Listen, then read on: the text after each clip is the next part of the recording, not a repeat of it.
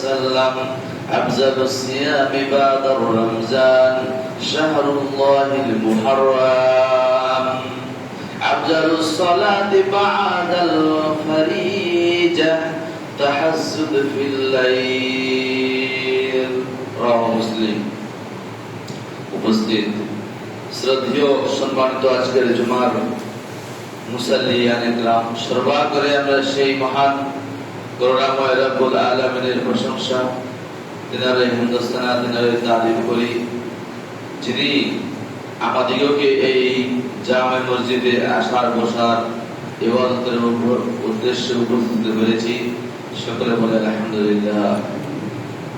তারপরে পরে আমাদের ধর্মের গুরু, ধর্মের নেতা, সর্বকালের সর্বযুগের সর্বশ্রেষ্ঠ মহামানব জনাবে মুহাম্মদুর রাসূলুল্লাহ, সকলে বলি সাল্লাল্লাহু আলাইহি ওয়াসাল্লাম, তিনার প্রতি সহস্র শান্তির ধারা বর্ষিত হোক।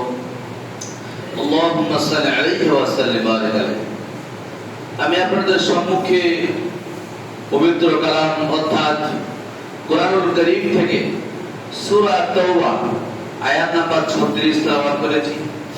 রাসূলুল্লাহ সাল্লাল্লাহু আলাইহি সাল্লামের নির্ভেজাল হাদিস মুসলিম শরীফ মুসলিম থেকে একটি হাদিস তুলেছি। সেই হাদিস এবং কোরআনকে সামনে রেখে আমি আমার সংক্ষিপ্ত তথ্য বিবরণ তুলে দেওয়ার চেষ্টা করিব ইনশাআল্লাহ আজিজ। ওমা তৌফিক ইল্লা বিল্লাহ আলাইহি তাওয়াক্কালতু ওয়া ইলাইহি উনীব।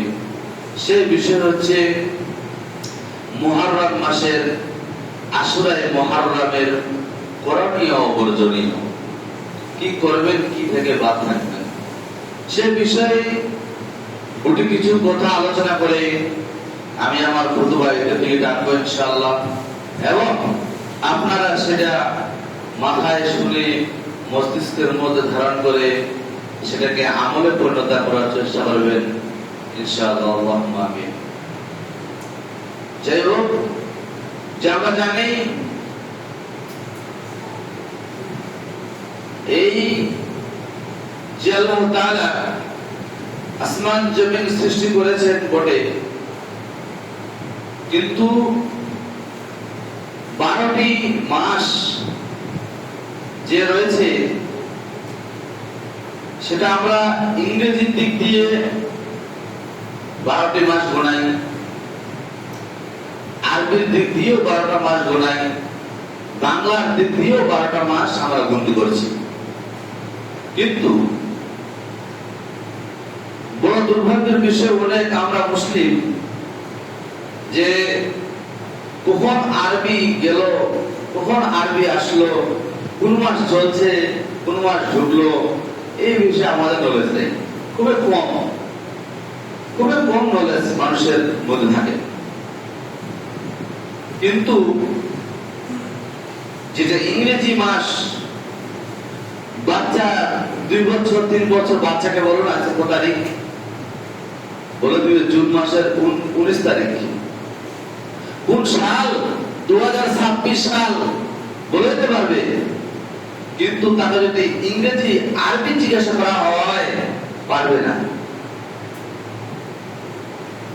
তাহলে আরবি ইংরেজি মাস যখন পড়ছে তখন কিছু লোক, স্টুডেন্ট, ছাত্রছাত্রী, ইয়ং জেনারেশন সোশ্যাল মিডিয়ায় ভুলভাল উড়ে দিচ্ছে যে হ্যাপি নিউ ইয়ার এই কথাটা বলে সম্বর্ধনা জানাচ্ছে, শুভেচ্ছা জানাচ্ছে, প্রীতি ভালোবাসা জানাচ্ছে এই নতুন বৎসরে। কিন্তু দুর্ভাগ্যের বিষয় এই যে আরবি মাস পড়েছে আজ 3 তারিখ মুহররম মাসের 1448 হিজরি, 1448 হিজরি মোতাবেক আজকে শুক্রবার 3 তারিখ। এই বিষয়ে আমাদের নলেজ নেই, আমাদের জ্ঞান নেই। যাই হোক, আমাদের এই মাস গণতির দিক দিয়ে 12টি মাস রয়েছে। এর প্রমাণ সূরা আত-তাওবা যে সূরাটাতে বিসমিল্লাহ লেখা নাই উপরে, সেই সূরাটা নাম আত-তাওবা। সেই সূরাটা খুলবেন, ওখানে 1 থেকে 36 নম্বর আয়াতে যাবেন। ওখানে আল্লাহ পাক রব্বুল আলামিন বলছেন যে ইন্না ইদ্দাতাশ শুহুরি ইনদাল্লাহি 12 শাহরান। ইন্না ইদ্দাতাশ শুহুরি ইনদাল্লাহ, যে আল্লাহ পাক রব্বুল আলামিন বলেছেন যে গন্তির দিক দিয়ে আল্লাহ পাক রব্বুল আলামিন 12টি মাসকে তিনি চিহ্নিত করেছেন। এটা কবে হয়? এটা কবে রাখা হয়? এটা 12টি মাস কবে রাখা হয়? এটা রাখা হয় ইয়াওমা খালাকাস সামাওয়াতি ওয়াল আরদ, যেদিন আসমান জমিনকে সৃষ্টি করা হয়। যেদিন আসমান এবং জমিনকে সৃষ্টি করা হয়েছিল, সেদিনেই 12টি মাসের নাম করা হয়েছে, 12টি মাসের নামকরণ করা হয়েছে। তো এর মধ্যে 4টি মাস রয়েছে, যেটা হচ্ছে হুরমাতওয়ালি, হারামের মাস। এই মাসে নিজের নফসের প্রতি জুলুম, অত্যাচার, অনাচার, অবিচার করা যাবে না। অন্য মাসের থেকে এই 4টি মাসে যদি কেউ করে, তার মারাত্মক গুনাহ রয়েছে। এই জন্য সেই 4টি মাস কি? সেই 4টি মাস হচ্ছে পরস্পর জিলকাদা, জিলহজ এবং মুহররম। পরস্পর 3টি মাস চলে যাচ্ছে, জিলকাদ, জিলহজ, মুহররম এবং 4র্থ নম্বরটা হচ্ছে রজব। রজব, এই 4টি মাস হুরমাতওয়ালি মাস। তাহলে এই মাসে যেটা আমাদের বর্তমানে চলতি বা চলছে, আমরা পেয়েছি, সেটা মুহররম পেলাম আজকে 3 তারিখ। এই মুহররম মাসের যে ফজিলত, গুরুত্ব এবং কি নেকি রয়েছে, কি আশায় নেকিটা কি উদ্দেশ্যে করবে, সেই বিষয়ে কিছু কথা আলোচনা। তো জানতে পারলাম যে আমাদের যারা জানুয়ারি, ফেব্রুয়ারি, মার্চ, এপ্রিল, মে, জুন, জুলাই যে মাসটা লিপিবদ্ধ নাম দিয়েছে, তার থেকে কত বছর আগে যে আল্লাহ তাআলা নামটা দিয়েছেন, 12টি মাসের নাম তিনি গুণী করেছেন। এটাও প্রমাণ হলো যে আমরা যে মাসটা গুনাচ্ছি, এই মাসটা আল্লাহ পাক রব্বুল আলামিন কোরআনে লিখে দিয়েছেন। তো আপনার এই মাসটাতে কাজ কি, করণীয় কি, কি থেকে দূরে সরবেন? আগে বলি, কিছু সংখ্যক লোক আমাদের রয়েছে যারা এই মাসে বুকের মধ্যে চাপড়ি মেরে, পিঠের মধ্যে আঘাত করে তারা নিজেকে ইসলাম বিরোধী ভাবে দেখাচ্ছে। সেখানে তারা একটা ঘটনা নিয়ে এসেছে, সেটি হচ্ছে কারবালার ময়দান। কারবালার ময়দান তো এই হলো, কারবালার ময়দান হুসেন রাদিয়াল্লাহু তাআলা আনহু যে ঐতিহাসিক ঘটনা, সেই ঘটনা তো আমাদের স্মরণীয় বটে, কিন্তু তা বলে আপনি নিজের নফসের প্রতি আঘাত করে আপনি ইসলাম বিপক্ষ করে দেখাবেন, অথচ লোকটা ফরজ নামাজ ছিলেন না, অথচ সে ইসলামিক তরিকায় জীবনযাপন করে না, দৈনন্দিন জীবনে তার ইসলাম বলে কিছু নাই, সেই লোকটা মেলা লাগাচ্ছে আর হাই হুসেন করে চাপড়ি মারছে। অথচ এই মুহররম, আশুরায়ে মুহররম, যখন ইসলাম ধর্ম জাহেলিয়াতের, যখন ইসলাম ধর্ম সূচনা হলো, তখন থেকে এই আসলে মুহররমের গুরুত্ব কোরআন কারীমের মধ্যে লিপিবদ্ধ এবং রাসূলুল্লাহ সাল্লাল্লাহু আলাইহি সাল্লামের হাদিস থেকেও নিয়মিত। কারবালা হলো এই কিছুদিন আগে, কারবালা থেকে কতদিন আগে ঘটনা, কতদিন আগে এসে সিয়াম, সে আসলে মুহররম পিছনে ইতিহাস রয়েছে। ইতিহাস জানতে হবে, জেনে ইবাদত করতে হবে। বলতে যাচ্ছিলাম যে এই সিয়াম কবে করবেন, কেন করবেন? রাসূলুল্লাহ সাল্লাল্লাহু আলাইহি ওয়াসাল্লাম বলেন, আন আবি হুরায়রা রাদিয়াল্লাহু তাআলা আনহু قال قال رسول الله صلى الله عليه وسلم الشهر الحرام। বলেন যে আবু হুরায়রা রাদিয়াল্লাহু তাআলা আনহু থেকে হাদিসটি বর্ণিত, তিনি বলেন আফজালুস সিয়ামে বা'দা রমজান। আপনি যে কিছুদিন আগে যে রমজানের মাসের সিয়াম পালন করলেন, সেই সিয়াম পালন করার পরে যদি কোনো সিয়ামের স্থান হয় তা শাহরুল্লাহিল মুহররম, মুহররম মাসের সিয়াম। কি বলেন, কি বোঝা যায়? রাসূলুল্লাহ সাল্লাল্লাহু আলাইহি ওয়াসাল্লাম বলেছেন, যদি মুহররম রমজানুল মাসের পরে যদি কোনো সিয়ামের স্থান হয় তা শাহরুল্লাহিল মুহররম, মুহররম মাসের সিয়াম। আর আফজালুস সালাতি বা'দাল ফরিজা, যদি কোনো নামাজের স্থান হয় ফরজ নামাজের পরে, যদি কোনো নামাজের ফরজ নামাজের পরে স্থান হয় তা তাহাজ্জুদ ফিল লাইল, তাহলে ফরজ নামাজের পর যদি কোনো নামাজের স্থান হচ্ছে তো তাহাজ্জুদের নামাজ। বুঝে যায় যে রাসূলুল্লাহ সাল্লাল্লাহু আলাইহি ওয়াসাল্লাম, আমরা মুসলিম থেকে কিতাব মুসলিম থেকে হাদিসটা পেলাম যে রাসূল সাল্লাল্লাহু আলাইহি ওয়াসাল্লাম বলেছেন যে আমাদের আশ-শাহরুল্লাহিল মুহররম, মুহররম মাসে সিয়ামকে রাখতে হবে, মুহররম মাসে সিয়াম রাখতে হবে। কিন্তু এটা ফরজ নয়, যে বাধ্যতামূলক নয়। আপনার অসুখ, আপনার বেসুখ, আপনার গ্যাস, আপনার ডায়াবেটিস, আপনার কিছু মধ্যে দিয়ে আপনি ঢুকছেন, আর আমি বলে দিলাম, আমি ভেবে নিলাম যে এটা বাধ্যতামূলক নাকি? না, এমন নয়। এর প্রচলিত আমি পরে জিজ্ঞাসা করছি, পরে আমি আলোচনা করছি। করলে আপনার প্রচলিত কেমন, না করলে আপনি কি? যা বলতে চাচ্ছিলাম যে তাহলে বোঝা যায় যে আমাদের মুহররম মাসের সিয়ামকে পালন করতে হবে। সেটা কত তারিখ? সারা মাস, 1 তারিখ, 2 তারিখ, 3 তারিখ, 4 তারিখ? তার পিছনে ঘটনা রয়েছে, তার পিছনে ইতিহাস রয়েছে। কেমন ইতিহাস?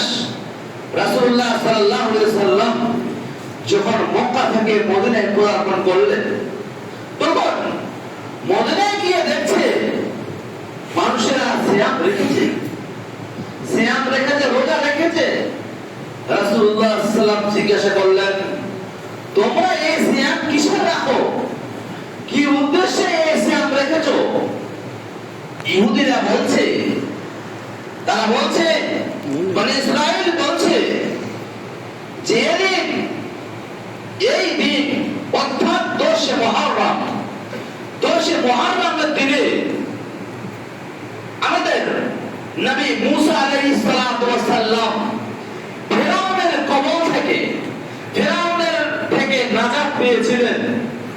কুলজুম শহরে তাদেরকে ডুবানো হয়েছে এবং আমাদেরকে বাঁচিয়ে দেওয়া হয়েছে যে আমরা মুসা আলাইহিস সালাতু ওয়াস সালামের সম্প্রদায় কাম গোষ্ঠী, আমরা সেখান থেকে নাজাত পেয়েছি। অর্থাৎ মুসা আলাইহিস সালাম নাজাত পেয়েছে, ওর শুকরিয়াতে আমরা এই সিয়াম 10 মুহররম রেখেছি। বুঝা যায় ইতিহাস পরিষ্কার হয় যে রাসূলুল্লাহ তাকে জিজ্ঞাসা করলেন, কিসের রোজা রেখেছো? বলছে মুসা আলাইহিস সালাতু ওয়াস সালাম ফিরআউনের কবল থেকে অর্থাৎ ইহুদি থেকে নাজাত পেয়েছিলেন, যে আল্লাহ পাক রব্বুল আলামিন তাদেরকে বাঁচিয়েছেন, তার জন্য আমরা সেই শুকরিয়াতে এই যে রোজা রাখেছি। রাসূলুল্লাহ সাল্লাল্লাহু আলাইহি ওয়াসাল্লাম বলেন, তোমাদের থেকেও আমি মুসার প্রতি বেশি হক রাখি, আমি মুসার প্রতি বেশি হক রাখি। অতএব আমি এই রোজা রাখবো বটে, কিন্তু আমাদের একটা কাজ করতে হবে। সাহাবায়ে কেরামরা বলছে, ইয়া রাসূলুল্লাহ, ইয়া রাসূল, ইয়া আল্লাহর নবী গো, তারা যে সিয়ামটা রেখেছে, তো যে তাদের উল্টো করতে হবে, তাদের খেলাফ করতে হবে, তাদের উল্টো করতে হবে, উল্টো চলে যাবে। রাসূলুল্লাহ সাল্লাল্লাহু আলাইহি ওয়াসাল্লাম বলেছেন, আমি যদি সামনে বার বসে থাকি, অর্থাৎ 2026 সালের মুহররম, এই 1448 হিজরির মুহররম আর 48-49 হিজরির মুহররম যেটা আসবে, বলছেন তিনি, আমি বুঝাচ্ছি উদাহরণ দিয়ে, যদি আমি সামনে বছর বসে থাকি তো আমি 9-10 অর্থাৎ 2টা সিয়াম রাখবো ইনশাআল্লাহ তাআলা। আল্লাহ নবী সাল্লাল্লাহু আলাইহি ওয়াসাল্লাম কথা বললেন। কি বললেন?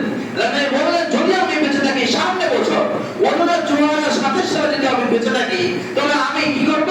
সামনে মাসের সামনে মুহররম মাসের আমি কি করব? 9-10 কিংবা 10 এবং 11 তারিখে আমি সিয়ামটা পালন করব। এই কথা বললেন।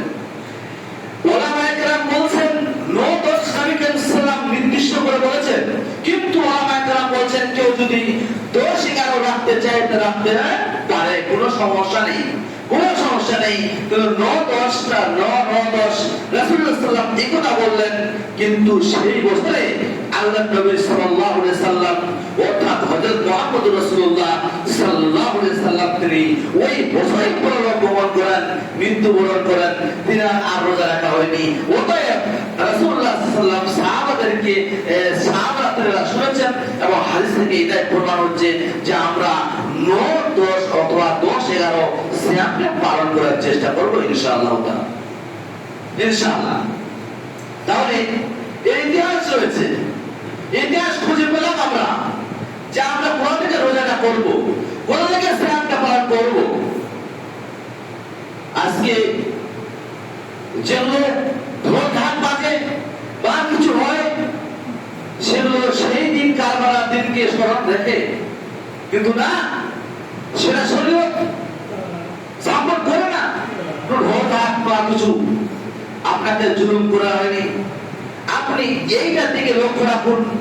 এই যে সিয়াম আসলে মুহররম নিশ্চয়ই আমাদের করা জরুরি, আমাদের জন্য প্রয়োজন আছে, যদি আমরা নেকি মনে করি, যদি আমরা সিয়াম মনে করি, যদি আমরা সিয়ামটাকে নেকি মনে করি যে আমাদের নেকি রয়েছে। এবার কি নেকি হবে? আপনার কি নেকি হবে?